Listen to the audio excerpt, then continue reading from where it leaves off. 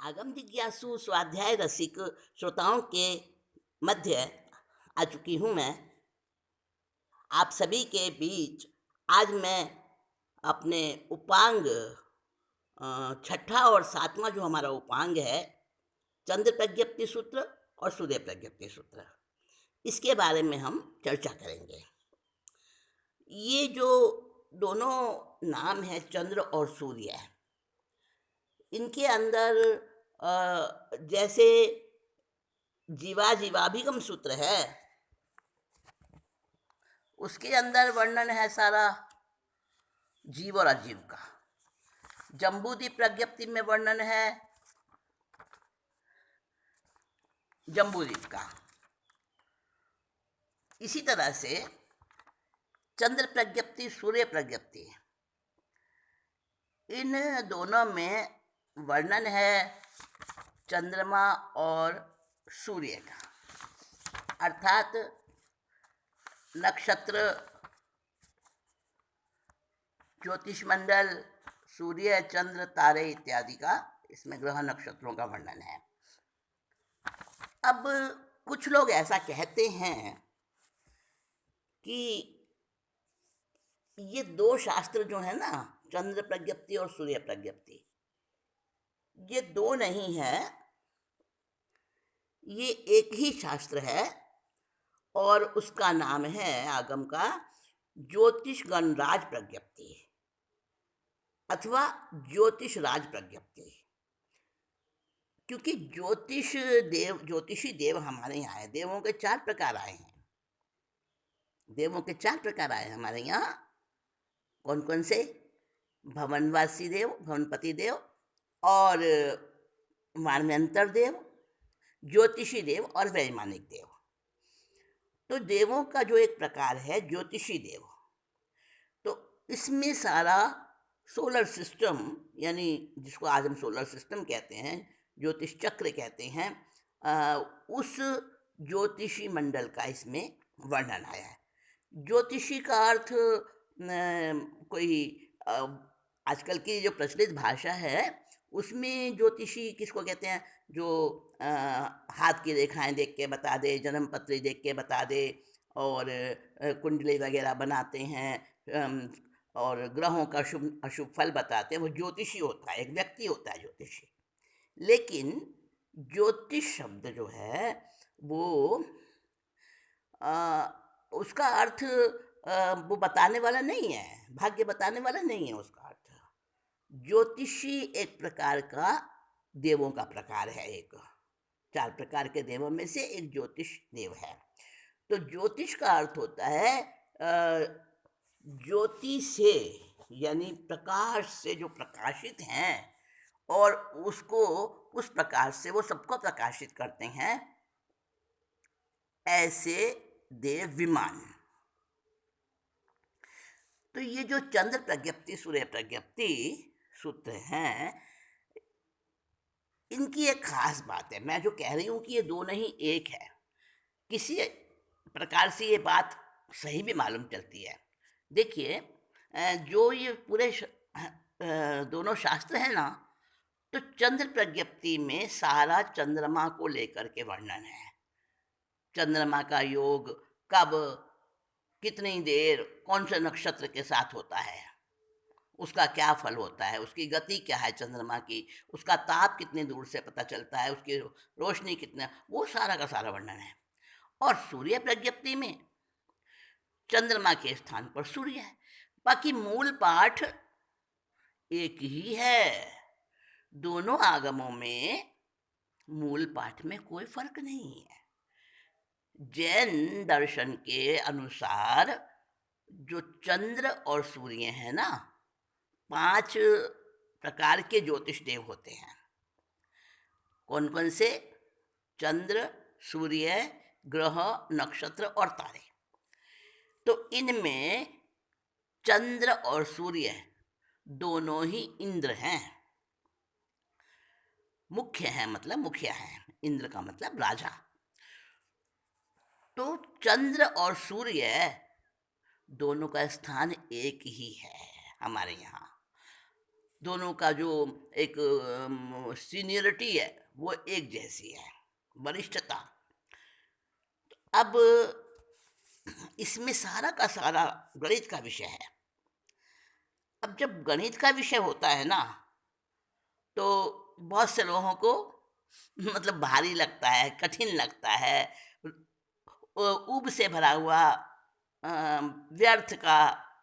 क्योंकि गणित हर किसी को रोचक नहीं लग सकता। कुछ लोग होते हैं जिनको गणित का विषय बहुत अच्छा लगता है, अधिकांश को अच्छा नहीं लगता। तो इसलिए चंद्र प्रज्ञप्ति या सूर्य प्रज्ञप्ति जो दोनों शास्त्र हैं, इनका पठन पाठन बहुत कम ही लोग कर पाते हैं। और इसकी जो रचना हुई है दोनों उपांगों की, ये कब हुई? ऐसा माना जाता है कि इसकी रचना बहुश्रुत आचार्यों के द्वारा की गई है। हो सकता है वो एक दो किसी पूर्वों के ज्ञाता भी रहे हों, 14 पूर्वों में से। और कब हुई इन दोनों उपांगों की रचना कब हुई? तो ऐसा कह सकते हैं कि जब तक पूर्वों का ज्ञान चलता है, पूर्व विच्छिन्न नहीं होता पूर्व ज्ञान, तब तक तो अंग बाह्य सूत्र नहीं रचे जाते, उनकी आवश्यकता ही नहीं होती है। क्योंकि उस जो अंग बाह्य का ज्ञान है शास्त्रों का, वो तो पूर्वों में उपलब्ध हो जाता है, पूर्व ज्ञान में। लेकिन जब पूर्व ज्ञान विच्छिन्न हो जाता है, धीरे धीरे करते करते जब पूर्व ज्ञान नहीं रहता है, तो उस ज्ञान जो पूर्व में ज्ञान रहा हुआ है, उसको भी जानने की और समझाने की, बताने की आवश्यकता महसूस होती है। तो पूर्व विच्छेद हो जाने के बाद ही, या उसके आसपास या उसके निकट काल में ही, ऐसे गहरे तत्व ज्ञान वाले उपांग शास्त्रों की रचना होने का अनुमान किया जाता है। अब रचना कैसे होती है? संकलन हुआ था। जैसे अंग सूत्रों का संकलन हुआ था। अंग सूत्रों का संकलन तो कैसे हुआ था? उस समय भी कोई भगवान मौजूद तो नहीं थे ना, तीर्थंकर तो नहीं थे उस समय। तीर्थंकर प्रभु के निर्वाण मोक्ष के बाद 980 वर्ष बाद, जो आज के वर्तमान के हमारे 32 आगम है ना, ये सब बाद में बने हैं, संकलन इनका बाद में हुआ है। जो अंग सूत्र हैं 12 अंग वाले, तो आचारांग आदि, उनका भी संकलन हुआ है। कैसे हुआ? क्योंकि लगा देवर्षि गणेशमाश्रमण आचार्य 27वें पाठ पर थे भगवान के, तो उनको लगा कि भाई जब मेरी ही स्मृति थोड़ी थोड़ी ऐसी होने लगी है, तो आगे आने वाले पंचम काल में, आगे आने वाले उस काल में तो और ज़्यादा स्मृति भंग का वो रहेगा, तो फिर आगम ज्ञान तो कैसे सुरक्षित रह सकेगा। तो उन्होंने बहुत सारे विरोध की परवाह ना करते हुए बहुत उन्होंने श्रम किया। क्या, कैसे किया? कि उस समय पर जो विद्वान साधु साध्वी थे मौजूद, कोई कहाँ विचरण कर रहे, कोई कहाँ विचरण कर रहे, तो उन विद्वान मुनियों को, साध्वियों को, उनको इकट्ठा करके उनको एक स्थान पर, और फिर उसके साथ में राजाओं की, समृद्धिशाली व्यक्तियों की भी सहायता ली गई इसमें। क्योंकि उसके लिए जो सामग्री आवश्यक थी शास्त्र लिखने के लिए, जो व्यक्ति लिखने वाले होते थे, वो तो मुनि कहाँ से लाएंगे भला, साधु कहाँ से लाएंगे? उनके पास तो कोई पैसा होता नहीं है। तो उसके लिए तत्कालीन जो श्रद्धालु, जैन धर्म के श्रद्धालु राजा महाराजा होते थे, सेठ होते थे, उनकी भी सहायता ली जाती थी। और इस प्रकार से लिपिक बिठाए जाते थे। लिपिक यानी नोट करने वाले, लिखने वाले। और जिस साधु को जो ज्ञान याद था, कंठस्थ होता था उससे पहले तो, शिष्य परंपरा से चलता था, कर्णश्रुति से ज्ञान होता था। तो जिसको जो अच्छे से याद था वो उस प्रकार से संकलन उसका किया गया। अब आचार्य में क्या बात आई है, भगवती सूत्र में किस सूत्र की बात आते हैं, औपातिक सूत्र की बात आ जाती है। औपातिक सूत्र से लीजिए ये विषय वहाँ। अब औपातिक तो बाद में रचा गया है ना, भगवती सूत्र पहले रचा गया, वो अंग सूत्र है। औपातिक सूत्र तो उपांग सूत्र है। तो उस समय कुछ बाद में रचनाएं हुई, कुछ बाद पहले हुई।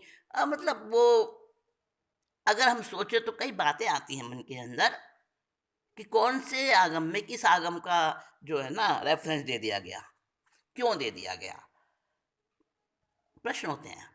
अगर हम इन सब में बातों में ना पड़े तो ये सोचें कि अंग बाह्य यानी उपांग सूत्र जो हमारे हैं ये पूर्वाचार्यों के द्वारा रचे गए हैं। अब बात चल रही है चंद्र प्रज्ञप्ति और सूर्य प्रज्ञप्ति की। तो इसमें भी पूर्व ज्ञान के आधार पर चंद्रमा और सूर्य का वर्णन, उनकी गति का, उनके ताप क्षेत्र का, उनके प्रकाश का, उनके मंडलों का सारा वो वर्णन है। तो इनको दो मानते हैं, पर हो सकता है ये दो नहीं एक ही सूत्र हो, जिसका नाम ज्योतिष गणराज प्रज्ञप्ति ऐसा माना जाता है। तो वो भी किसी एक बहुत अच्छे विद्वान की रचना होगी, लेकिन उसका नाम अज्ञात है, उसका समय भी अज्ञात है कि कब रचा गया। अब इसमें एक ही श्रुति स्कंध है, यानी चंद्र प्रज्ञप्ति और सूर्य प्रज्ञप्ति में एक ही श्रुति स्कंध है दोनों में। और अध्ययन के जो इसके विभाग हैं उनको पाहुड, जैसे किसी को अध्ययन, कहाँ पर अध्ययन कहा, उत्तराधन सूत्र में अध्ययन कहा है, और भगवती सूत्र में शतक कहा है, शतक और फिर उद्देशक, छोटे अध्ययनों को उद्देशक। अब ठाणांग सूत्र में ठाणा कह दिया, फिर समवायांग में समवाय कह दिया, जीवा जीवाभिगम में क्या कह दिया, उसमें प्रज्ञप्ति कह दी, प्रज्ञापना सूत्र में पद कह दिया।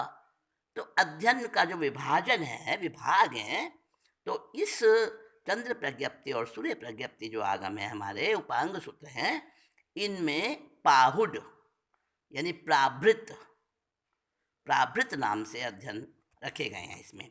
और फिर सब्जेक्ट के भी, मतलब चैप्टर के भी सब चैप्टर, यानी अध्ययनों का और छोटा रूप। एक अध्ययन में, एक पाहुड में कई उसके विभाग हैं एक पाहुड के, तो उसको पाहुड पाहुड कह दिया। ऐसे इसमें अध्ययन विभाग रखे गए हैं। तो प्राभृत और प्राभृत प्राभृत इस रूप में। तो पूरा प्रश्नोत्तर शैली में है ये दोनों आगम, यानी प्रश्न पूछे गए हैं फिर उसका उत्तर दिया गया है। और भाषा और शैली हर आगम में अपने ढंग की है, अलग अलग प्रकार की है। तो हम ये ना समझें कि भाषा और शैली अगर अलग है तो उसमें बहुत समय का अंतर रहा होगा। नहीं, क्षेत्र के और तत्कालीन लोगों के जो व्यवहार होता है, सामाजिकता होती है, और स्वयं रचनाकार का मानस, उसके अनुसार ही वो रचना होती है। अब गणित का विषय मैं कह चुकी हूँ आपको, थोड़ा कम लोगों को पसंद होता है क्योंकि कठिन होता है, तो इसलिए। और दूसरी बात ये प्राकृत भाषा, प्राकृत भाषा नहीं आती आजकल के लोगों को, तो कहाँ का कहाँ उसका अर्थ निकाल लेते हैं। कई बार अर्थ का कुछ और अर्थ भी निकल आता है। तो बहुत सारे इसके जो है ना कई प्रश्न, कई शंकाएं मन में आ जाती हैं। तो स्खलनाएँ हो सकती हैं कुछ, और उसका समाधान भी होता है, ऐसा नहीं है। तो कई लोग कहते हैं जी इसको नहीं पढ़ना चाहिए। हाँ, मैं कहती हूँ, मेरा ये अपना व्यक्तिगत सोचना है कि जिनकी बुद्धि थोड़ी विकसित नहीं हुई है, जो मैच्योर जिसको कहना चाहिए, तो ऐसे अनमैच्योर लोगों को नहीं पढ़ना चाहिए। बाकी जिसकी बुद्धि में अच्छा विकास है और जो स्वमत परमत को अलग अलग करके समझ समझ सकते हैं, उनके लिए कोई दिक्कत नहीं है दोनों आगमों को पढ़ने की। तो चंद्र प्रज्ञप्ति में चंद्रमा के चंद्रमा को लेकर बताया गया है, और सूर्य प्रज्ञप्ति में सूर्य को लेकर बताया गया है। तो ज्योतिष मंडल का गणित विषय है सारा इसमें। इसमें कोई साधु का आचार नहीं है, कोई इसमें धर्म कथा नहीं है, जैसे ज्ञाता सूत्र में धर्म कथाएं हैं सारी, विपाक सूत्र में धर्म कथाएं हैं सारी, इसमें वो नहीं है ऐसा, है ना। तो इस सूत्र इसमें जो है सूर्य और चंद्र, ग्रह, नक्षत्र, तारे, ये 5 प्रकार के जो ज्योतिष गण हैं, इनका वर्णन बताया है। तो चंद्रमा और सूर्य की गति, भ्रमण मंडल, मतलब वो कहाँ से कहाँ कब कब उनका कितना भ्रमण होता है, और दिन रात्रि कैसे होते हैं, कभी दिन छोटा होता है, कभी रात्रि छोटी होती है, कभी बड़े होते हैं। तो वो सारा प्रमाण मिलता है इन आगमों के अंदर, इन उपांगों के अंदर, दोनों उपांगों में।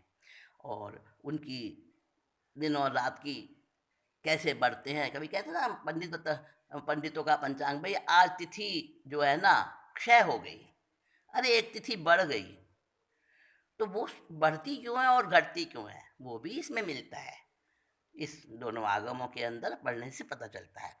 और चंद्रमा और सूर्य का प्रकाश क्षेत्र कितना है, ताप क्षेत्र कितना है, नक्षत्र किस समय कौन सा नक्षत्र चंद्रमा के साथ योग करता है, कितना समय करता है, कौन सा नक्षत्र सूर्य के साथ कितने कितने समय योग करता है। और संवत्सर 5 प्रकार के वर्ष बताए हैं, सूर्य संवत्सर, चंद्र संवत्सर, और इसी प्रकार से अन्य संवत्सर भी बताए हैं। 5 प्रकार के संवत्सर संबंधी इसमें बात आई है। और चंद्रमा कभी छोटा होता है, कभी बड़ा होता है ना, कैसे हो जाता है, तो इसकी हानि वृद्धि, उसकी कलाएं, घटती बढ़ती कलाएं, राहु का विमान, सब बातें आई हैं इसके अंदर। और ज्योतिष गण की कितनी संख्या होती है, और हमारी जो समतल भूमि है उससे कितना कितना कौन कौन कितना दूरी पर स्थित है, सारा कुछ बताया है। तो ये चंद्रमा और सूर्य की सारी जानकारी इसमें बताई है। पर इसको हमें, जब इन दोनों आगमों को, चंद्र प्रज्ञप्ति और सूर्य प्रज्ञप्ति आगम को हम पढ़ते हैं, तो बहुत सारी चीज़ें जो हमारी भ्रांत धारणाएं, मान्यताएं हैं ना, उसका पता चलता है।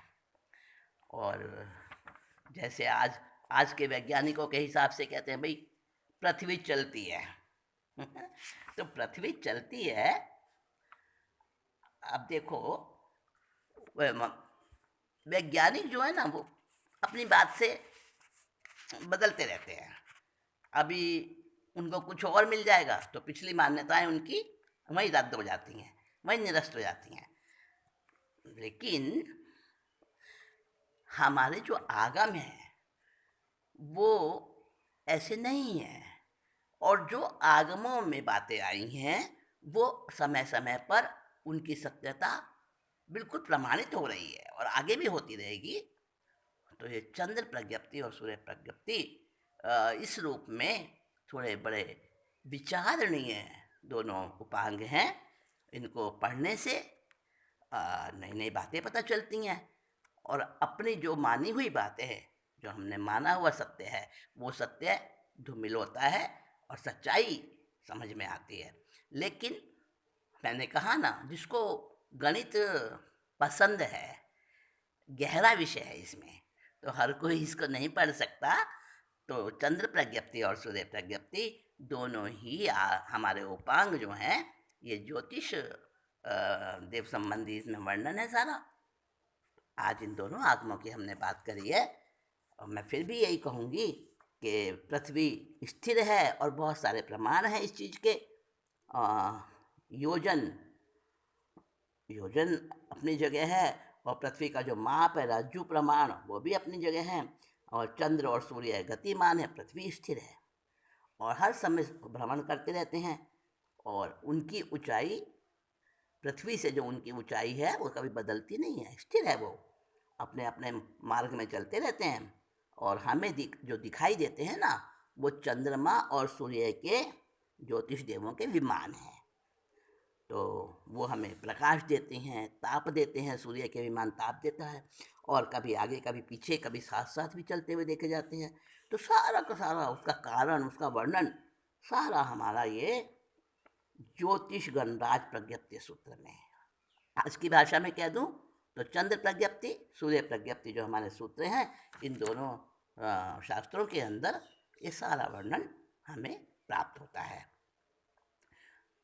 आज दोनों शास्त्रों की जो मैंने बात बताई, अगर आप इनको कोशिश करेंगे, हिंदी में भी मिलते हैं, इंग्लिश में भी आज छात्र सारे हमारे आगम जो है ना उपलब्ध है, तो हम इन्हें पढ़ने का थोड़ा सा प्रयास करेंगे, तभी तो पता चलेगा ना कहाँ पर हम गलत थे। हमारी सोच, गलत सोच हटेगी और सत्यता मालूम चलेगी। ज़रूर हमें इस बात की कोशिश करनी चाहिए। मैं थोड़ी सी मेहनत तो किए बिना कुछ भी प्राप्त नहीं होता है। तो मैं यही कहूँगी कि चंद्र प्रज्ञप्ति और सूर्य प्रज्ञप्ति आगम वर्तमान के विज्ञान में कहाँ कहाँ क्या गलतियाँ हैं, हमारे आगम तो ठोस सकते हैं और बदलते नहीं हैं उसके कथन। तो ये बात पता चलेगी। इतना ही कहकर विषय को विराम देती हूँ। आगम